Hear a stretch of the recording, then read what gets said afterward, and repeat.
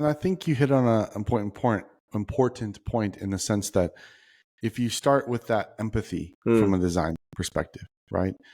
And you say, okay, well, let me put myself in that in the student's shoes, and then also at the same time in the instructor's shoes, that they can use this. Yeah. And then you talk about, okay, how do we lay this out from a design standpoint over time? I mean, if you jumped in the water, for example, with some of the critical skills that you're describing, and you just start grabbing mass from an open water student on their second dive, Yeah.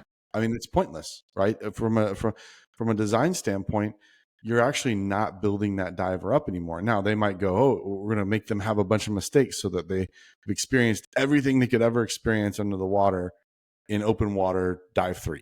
Yeah. Right.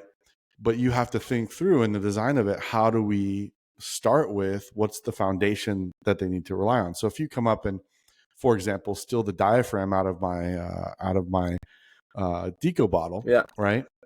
If I don't have the ability in the first place to make a stop to even get to that deco bottle, it's pointless. If I can't hold myself at 20 feet, well, the diaphragm thing's kind of a pointless exercise, other than, oh, he got surprised. Yeah.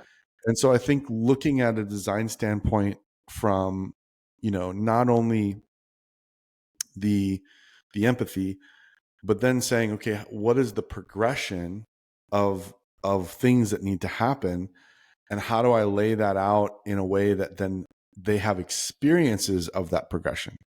And I think if you look at that from a training philosophy or training design philosophy, the heart of it being empathy, the next piece being, the progression, and the last piece being, okay, here's how we experience or create opportunities for our students and our instructors, by the way, to experience what we're talking about here.